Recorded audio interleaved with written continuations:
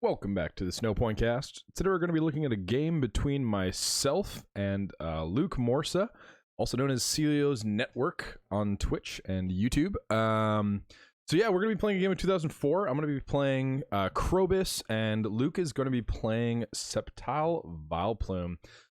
So I actually have never played this matchup before this game, but I was kind of curious on what it kind of looked like, just because Vileplume's a pretty new archetype in 2004. So I'm kind of curious how it matched up with Crobyss, just because I think Flutter Trick taking away Nurse could be a pretty big part of this matchup, and I wanted to kind of see what that looked like. So yeah, Luke's gonna hit a turn 1 Dunsparce, goes for the strike and run, which is really good. I think maybe a Skitty might have been better than a second Oddish. I don't mind second Oddish because you do want to get a Vileplume out and a Blossom as well. But I also have a pretty decent turn. I go for the Candy Gorbis double rainbow turn 1, and then I'm going to go for the Desert Shaman as well.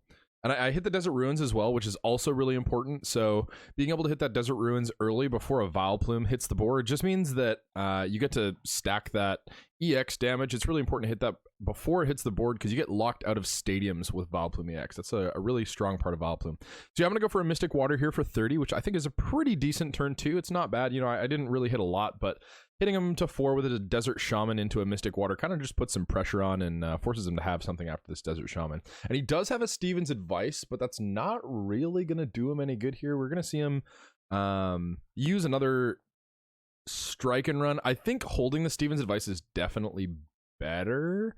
Using the Oracle is trash because you're going to use Strike and Run. And Luke accidentally switches. This is actually so funny. He's laughing because on stream, we played a series of like 3 different games, and in them I think we clicked yes to switch when we meant no like 5 out of 6 times. So it's a little bit ridiculous. You see him laughing a little bit there. It's kind of a funny thing that happens in the online trading card game that would never happen in real life. So yeah, it has to switch to that tree code. Not amazing, but water resistance is kind of cool. So I'm not going to be hitting that tree code for low damage, so it kind of is not bad, whereas I would be killing this Dunsparce. So interesting turn of events here. I'm gonna go for an attach on the Zubat. Not really doing anything. Don't really have anything in the hand off of the Desert Shaman. Luke's gonna go for a draw. He did hit that Blossom, and he does have that Oracle, so if he wants to, he can find something for a top deck for next turn, and then Steven's Advice into the other card if he wants, depending on what he hits. He really needs to be, I mean, a War Point's pretty decent, but what he really would like to see this turn is energy. So I think he might actually attach to the Oddish, so that's not bad if he hit the energy. It was either this turn or last turn. He missed an energy drop on one of these turns, so not amazing, but also not awful. His board's looking pretty decent. And he's going to go for another Strike and Run, which I don't know if I love here. Oh no, he's going to go for the Oracle. Okay, that's much better. He should Sudden Flash here, which I think he does, which is a much better use of this Dunsparce for sure. So he goes for the Sudden Flash and misses the Paralyze. Unfortunate, but that's the way that attack goes half the time. So I'm going to bench a Zubat, and Zubat's got a decent attack, surprise. If you're able to find a multi-energy, turn it into a grass, then you can just discard a card from your opponent's hand. And after a Desert Shaman, that's definitely not a bad idea, but I think retreating to the Gorbis to be able to knock out with Mystic Water is a much stronger use of this turn, just because I'm able to take a prize and push that board position a little bit more. Luke does have a pretty full board now, though, because he's got a Skitty, a Magnemite, a Trico, and 2 Oddish, so he's looking pretty set up. And he's going to be able to Steven's Advice for whatever that other card with the Oracle was. So he's going to find that Delcatty, and he's probably going to Steven's Advice into an energy here, which makes a lot of sense. So you can draw more with a Delcatty. I honestly don't remember if that's what he... Pardon me. I don't remember if that's what he got, but yeah, he's going to Steven's Advice for 3 here, which is not that bad. And he does have that Delcatty, so he could be hitting some stuff this turn. If he's able to hit a rare candidate for that Blossom, that actually does a lot. Because I don't really have a board right now, I'm not really putting much pressure on. So when I'm doing 30 with Mystic Water, him just saying, no, I'm going to heal 20 is pretty good to counter that. So if he's able to find a candy in this turn, that's not bad. That might have been the other card that he got with the Delcatty, I'm not entirely sure. Or with the Oracle, rather. Okay. He's kind of thinking here. He's not sure if he uses Steven's Advice. I think this is the turn you use the Steven's Advice. It kind of depends what the other card is that you did on the top deck. But yeah, he goes to that Steven's Advice. And he nuts into Candy Plume as well. And an energy, so that's not bad. Going for the energy discard with Delcatty to hopefully hit a little bit more. I think you go for the Candy Vileplume. Well, maybe not Candy Vileplume because there's Desert Ruins out, but you do want to hit that item lock as soon as you can. So I'm not sure if he goes for the Blossom or the Vileplume first. He's going to go for the Vileplume, which I think is not an awful idea. Hitting that trainer lock is pretty good, and he's able to attack next turn if he gets another energy and a switch option. So definitely not a bad position. I think maybe hitting the Blossom first might have been better. Kind of depends, just because if you hit the Blossom first, I mean, granted you don't get to hit the Vileplume out. But if you go Blossom first, it just means like I'm not really putting any pressure on the board. So being able to heal off like more than half of the damage that I'm doing is pretty good for your pacing in the game. Luke's just looking at Vileplume. I'm showing it to his checks. This is a really good card. Block Dust is a crazy Pokebody. Special Formula is actually pretty good as well. But if you hit that Blossom first, it just means your long game is a lot easier, and you don't have to use Nurse necessarily as early. And conserving your nurses, that's the thing about 2004 is I think that it's a format where if you're really conservative, whoa, there's a Crobat. So I hit Candy Crobat Double Rainbow, which is not bad at all. I have the option to Flutter Trick or Triple Poison this turn. But what I was going to say was 2004, one of the things about 2004 that I think is really unique about the format is it's very, very strict on your resource management. So if you mess up your resource management, like discard the wrong thing with a Magneton, or like just don't use your resources properly and your opponent does, that can make the long game really uphill, because usually 2004 plays out to like a full 6 prize game every time, just because Dunsparce finds so many Pokemon and you're usually forced to play a full 6 prizes against your opponent. And when you have those resources in your deck and your opponent doesn't, it can be a pretty big deal for sure. So he's going to go for a Friend Ball, which is actually really good against Crobyss, because he gets to find pretty much any grass type in his deck, which is pretty clutch. And he does have that other candy as well, so he's going to find a Trico and then be able to candy into Blossom as well, which is going to mitigate this Desert Ruins damage, which is a pretty big deal as well. That draw of the rare candy is actually a really big deal, because they just essentially cancel each other out. Blossom is a Desert Ruins tech. It does really help the deck just in terms of healing, but it directly counters Desert Ruins. Otherwise, that damage would just stack up really, really quickly. So he's in a pretty decent spot here. He's kind of just chilling with the Trico active. He's got another one just in case I decide to retreat and kill it this turn. That's probably what I would have done if he hadn't benched the other Trico, because Sceptile is such an important part of this matchup. But yeah, Luke's board looking pretty good. I'm a little bit behind on the board position, but I'm also not in an awful position because I can retreat. Everything in the deck that's an evolved Pokemon has free retreat, so that's a really cool part about Crobyss. But you're just able to evolve with the Crobat, evolve with the Gorbis, and then you can switch in between them, do whatever you want. So I'm gonna go for a Flutter Trick here into a Tail. Oh no, I go for Desert Shaman, right? And I think you go Desert Shaman Flutter Trick is the play. Triple Poison is not bad, but yeah, Flutter Trick. Oh, the ATM Rock, actually. That's a pretty good move as well, because he did use those 2 candies early. So that just means that he's forced to have candies off of this Shaman, or he's not going to be able to have that Vileplume and Blossom. So that's one of the things, like I was saying before, where you have a very finite amount of resources in this format. So when I'm able to use my Ancient Technical Machine Rock and then kill 2 of his rare candies, they're in his discard, not his deck anymore. So those are resources that are already gone. Now he's got to find, you know, either a Gloom or another rare candy before he's able to start attacking me with a Vileplume again. And it just makes his long game hurt a little bit more as well, right? Like if he uses 2 other candies on his Blossom and a Vileplume, then it just means he doesn't have it for the Sceptile or for another Vileplume later, kind of thing. So he does have that Gloom, so he's going to find the Gloom, which is not bad. He's going to Elm for the Gloom, which I think is right. Still really good that I'm able to get those candies out of the way, but this Vileplume is coming back next turn. Definitely sucks on the Blossom whiff too. Like the fact that Blossom's in his hand means that he can't heal this Trico, and then I can just kill it with a Triple Poison, which is pretty good if I decide to do that this turn. Alternatively, I might try to Flutter Trick and hit the Vileplume in the hand, but I think just killing the Trico is right. Just because of pacing, right? Like I've already taken a prize, and if I'm able to take another prize, then I'm in a pretty decent spot. So yeah, I think Triple Poison is correct, but Flutter Trick, it's kind of who, if you're feeling like risking it for the biscuit, you go for the Flutter Trick. But yeah, I go for the conservative triple poison. I think that's probably the correct play. You had the heads on that that Flutter Trick though. That would hurt a lot. That would hurt a lot. He's gonna promote the Gloom because he does have that Vileplume in hand still, and he does have another candy too. He ripped a candy off the top of his deck, so that's actually a really. He's back in a pretty decent position. If he didn't have that Candy Blossom, the Desert Ruins ticks would start adding up really quickly against Luke. But he does have that rare candy, so he's going to be able to find that Blossom again. And his board is back to looking pretty chill. I do have the opportunity to retreat and smoke him with a Crobyss for a lot of damage if I do decide to do that. And Crobyss is sitting for 20 plus 10 for each psychic is 70 minus 10 for a double rainbow, 60, which is not bad. I might want to triple poison it first just because having that poison on there just adds up really, really quickly over time. Triple poison into retreat into Crobyss is a really easy way to take some chip damage into a knockout. And especially if your opponent doesn't retreat, they're taking essentially 70, or I guess 60 in this case because double rainbow cancels out the damage from triple poison.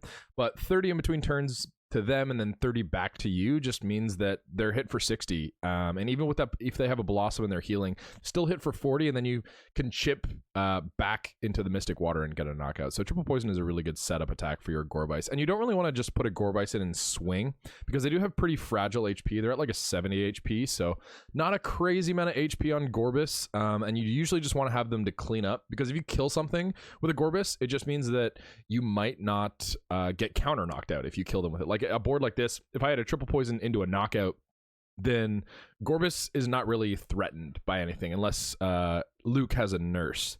So we're gonna see what he goes here. Goes for a copycat for 4. Doesn't really hit anything. Really wanted the candy into the other Sceptile. He wanted the other energy trans Sceptile.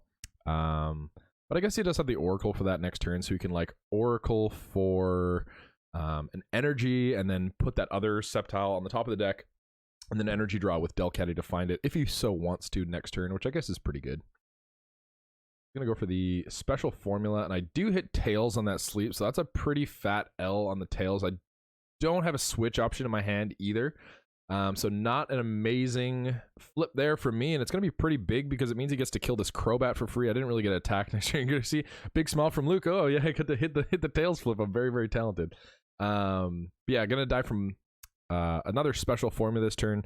And I really wanted to hit that triple poison to set up a knockout, but that's the interesting thing about special formula is it has that opportunity to prevent your opponent from attacking with sleep or confusion. Confuse isn't that big of a deal in this deck because you play a lot of free retreaters and you can just free retreat out of that.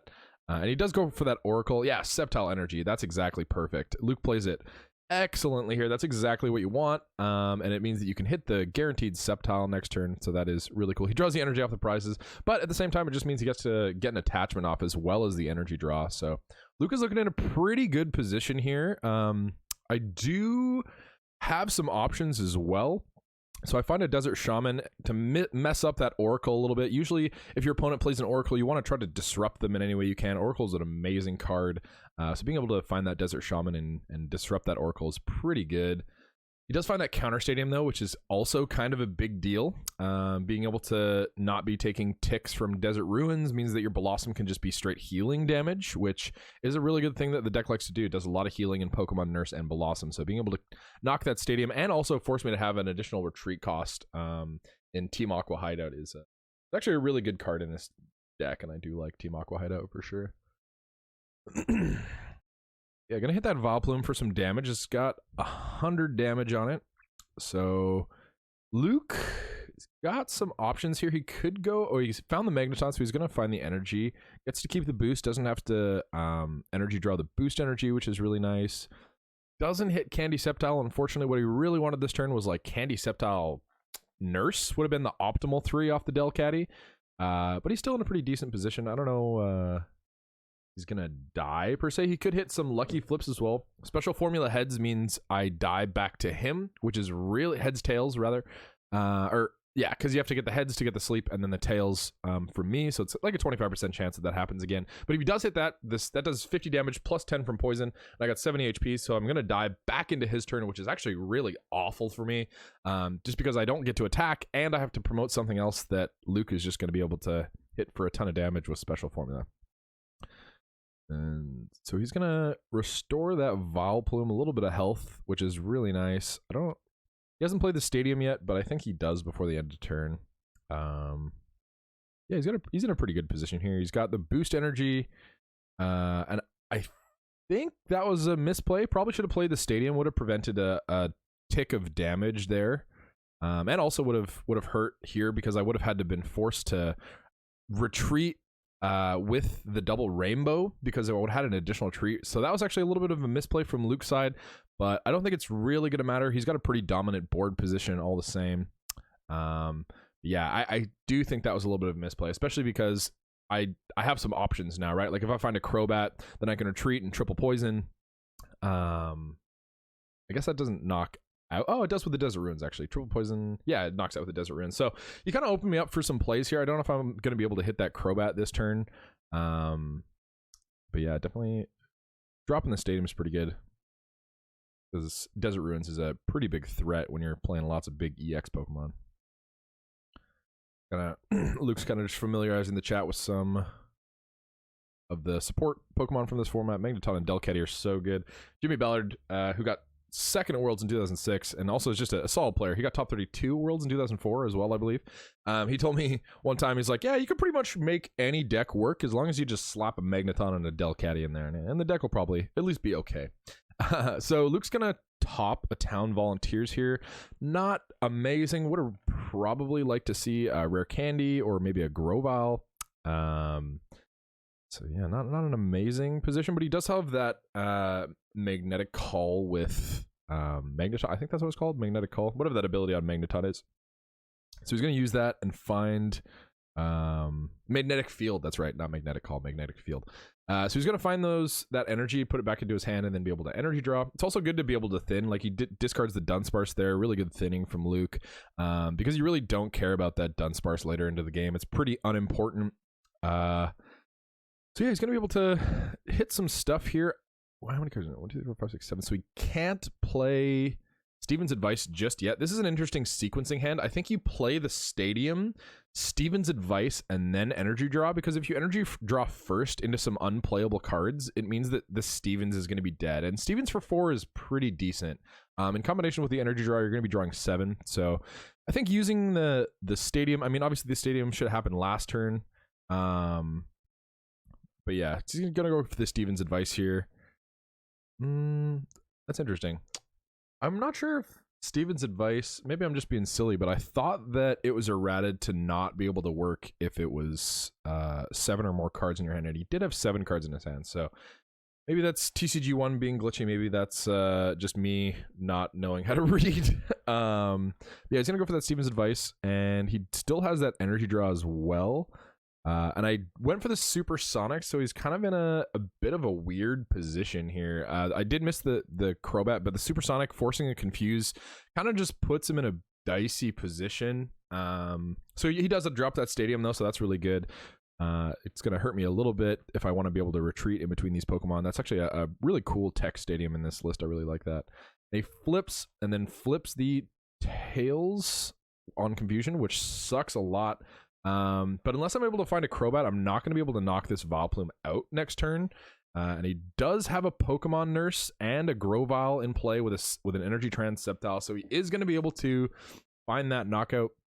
But I'm just going to retreat into the Crobyss and take a knockout, which I think is definitely the correct play. I'm going to take 2 prizes here and clear a ton of energy off the board.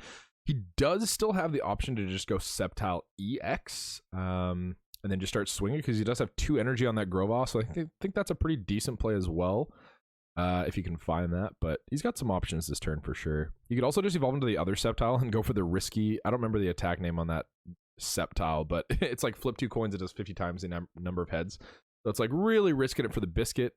Or you could just attach and Swift, I guess. That's not bad either. That's actually not bad, because he also has the opportunity to evolve, so if I find a Crobat and a multi-energy next turn to hit the triple poison, he can not only evolve to get out of that special condition, but he also has the option to, like, he gets out of the special condition, but he also can just attack the Crobat, yeah. So definitely a decent position to be in.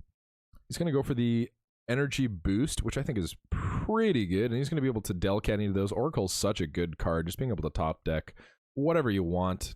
And discards that grass energy to be able to draw 3. Goes for the Sceptile EX. Yeah, he's at a pretty decent spot here. He's probably going to go for that magnetic field to hit that energy back. There we go. Luke's playing really well. Honestly, for the fact that Luke hasn't really played 2004, this is the second time that he's played this deck. He's operating really well. Luke has a lot of Pokemon TCG fundamentals that are really coming in clutch in this 2004 match. Even though he doesn't have a ton of experience in the meta, he's playing this deck really, really well. And I haven't really noticed any misplays aside from the one stadium turn that he could have played one turn early, but still playing very, very well. So he does have that energy as well, so he gets to go for the Poison Ring for knockout. Yeah, Sceptile EX is a beast of an attacker, being able to Slashing Strike any threat that comes up too. If I find a Crobat, he's just going to be able to Slashing Strike knockout, because he does have that boost energy in his hand. He's got the other one as well, so he can go Slashing Strike, Poison Ring, Slashing Strike if he wants to take some easy prizes. So I do find that Crobat as well, so it's definitely not an awful position to be in. I'm pretty sure I flubbed this because I probably should have promoted the Crobat. I might have not been thinking about the stadium unless I really feel like surprising this turn. But I think hitting for a Flutter Trick is really good because you do really want to get rid of their nurses if you can in this matchup. I might have a switch out in my hand, so it might not be a big deal. But yeah. I'm going to drop a Dunsparce as well, just because having that Paralyze option is really good, especially at this point in the game, right? Like, I'm kind of facing down some big EX Pokemon, and I'm kind of threatened by them, so being able to just go Sudden Flash for a potential stall turn if I need that is a really good option to have. So it's something to consider as well if you're playing 2004 into the late game. Sudden Flash is a good stall option if you're looking for something that can be your win condition for the game. Yeah, so I go for a Golbat, which is not bad either. I get to go for the Supersonic here off the Master Ball. I do really like Master Ball in this deck. The list that I'm playing right now is playing 4 Master Balls. Such a good card in this deck. You just have so many Pokemon that you want to find, and it's just a great card in this deck.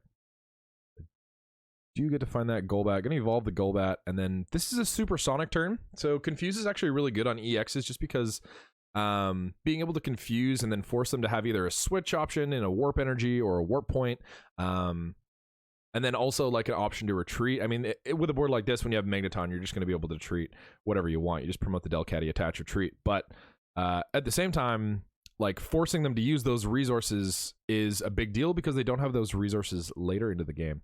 And so Luke does have Oddish Candy Vileplume, which is actually really clutch. The fact that I killed those rare candies earlier didn't really mean a lot because Luke played pretty well around that, able to find the Grovyle and the Gloom stage 1, so that it's not going to be a big deal for him at this point in the game. And he only has 6 cards left in his deck, but he does have a lot of shuffles, draw supporters left. He's got the Copycat, as well as 2 Copycats and a Town Volunteer, so he's not going to be in threat of deck out anytime soon. But yeah, I am going to go for that Supersonic to confuse the Sceptile EX and hopefully get another Tails into the attack so that I don't get Poison Ringed, because that would suck. Yeah, he's pretty good position here. He has a Nurse in his hand too, so I mean, whenever you're playing this deck, you do want to be able to play around whatever your opponent has. He doesn't have that Energy Trend Sceptile, so the Nurse isn't crazy useful yet. So maybe he'll use a Friend Ball to find his other Trico. Oh, unless it's in the discard. I might have killed it earlier. Yeah, I did kill it earlier. So he actually would have to Town Volunteers for that. But, you know, it's still not an awful idea. Yeah, so he's going to go Town Volunteers. Get the Trico, get the Oddish. I think probably like Gloom Sceptile Energy is correct here. Probably just because, you know, he's out of candies after this. So if he wants to find another Vileplume, gonna have to put those back, so he's gonna put some stuff back, and then Friend Ball, use a Friend Ball, and he's playing perfectly, playing exactly how I was recommending, like not at the time, but like exactly how I think the exact proper play of this board state is. He's gonna go for put the Trico back, find the Friend Ball, and then he's gonna have that option to hit that Nurse later in the game, which is really clutch. Yeah, Luke's playing really well. should go Candy Sceptile because you can rare candy a basic the same turn you bench it, and he does do that. Very aware of the rules of the format. I have a formidable opponent that I think, even though the board state looks better for him, and I do have more prizes taken, but it looks very, very threatening because Luke is playing this game really, really well. Kind of interesting how I think this is something that a lot of like newer players could learn a lot from, is like playing older format just to know how important resource management is, because that's something I think the game has lost a little bit into these more recent years. So he gets a tails on that confusion flip, which is amazing for me but sucks for Luke. But yeah, it's one of the things that I think in the more recent years Pokemon has kind of shied away from is look for that resource management. It's kind of a little bit more about, did I hit X card in time? But in a format like this, being able to manage your resources properly is a really big deal, and Luke is playing it really, really well. I honestly I underestimated Luke a little bit. I thought I was going to be able to get some free dubs here, but I am able to find that Crobat, so I'm in a pretty decent spot as well. I'm probably just going to go for the Flutter Trick this turn, because again, the resources are so important. So that's one of the reasons Crobyss is so good, because if you hit some clutch Flutter Trick heads when your opponent has a massive hand, this format hands get pretty massive with Delcatty, just because Delcatty Magneton, I almost said Melcatty, Delcatty Magneton rather, you can just cycle through your deck infinitely, right? You just discard a card, take energies out, energy draw, and then draw more cards from your deck. So the so I hit a Flutter Trick heads on the Nurse, which is really clutch. But yeah, just being able to infinite your deck means that hands get crazy big, and that's when Flutter Trick becomes really powerful, right? Like when you have a hand of like 10, being able to go, okay, well, you have 10 cards in your hand, I'm gonna Flutter Trick and choose the best of 10 compared to like the best of 4. It's really good after a Desert Shaman as well, but being able to take out of a big hand is also really good, like you saw there when I'm able to clutch that Nurse out. And unfortunately, Luke did not draw the other Nurse this turn. He does have another Nurse in his deck, but he didn't draw it this turn, so he's kind of in a weird spot. He also didn't hit Warp Energy, so he might have to go attach Boost Retreat here.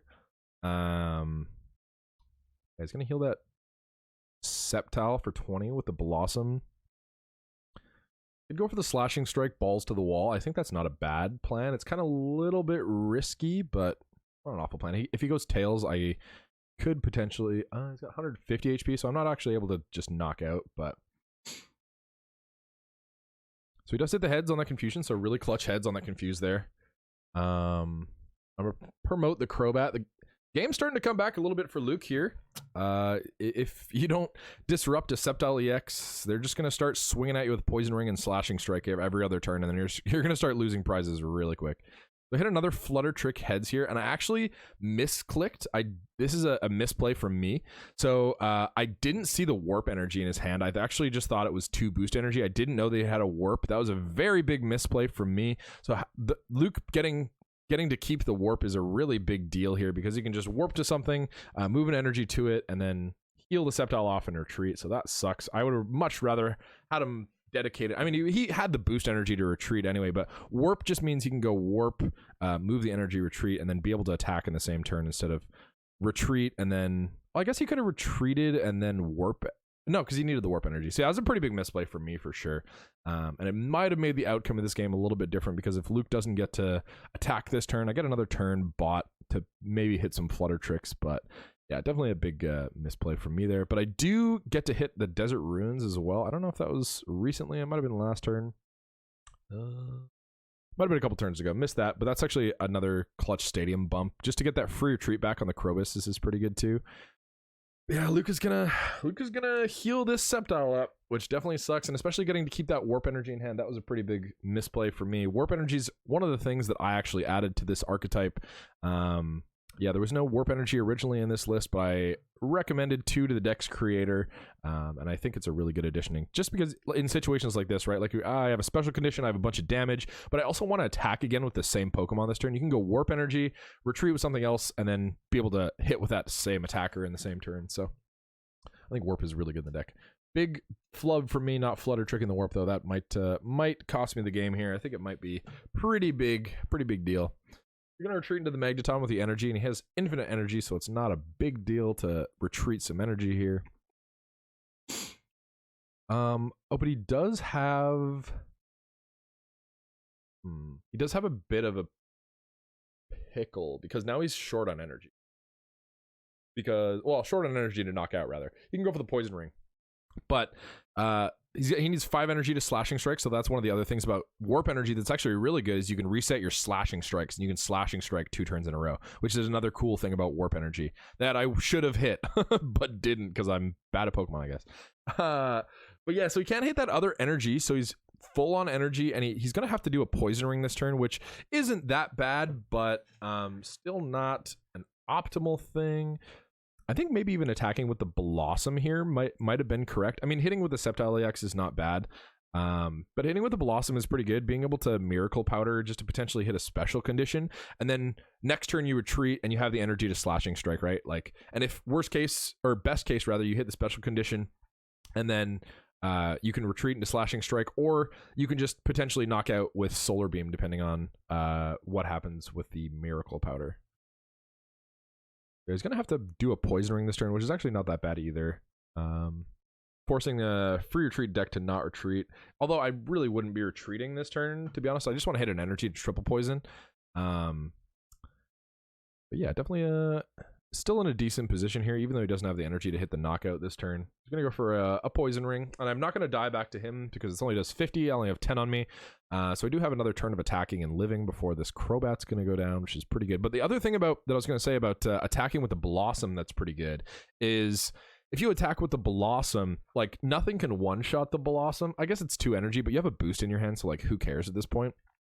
But attacking with the Blossom is great because even if it goes down, then you're forcing your opponent into a 7 prize game because they killed the Blossom, sure, but it doesn't matter because you can just force them to kill the Sceptile EX and they still have to take a 7 prize game. So kind of a cool thing you can do there is force your opponent into 7 prizes, but Luke opts to go for just the poison ring, which I think is not bad either. Definitely a decent option as well. Keeping the beefy EX in the active just so it's not threatened by anything. Not that I'd be able to kill the Blossom, but you never know.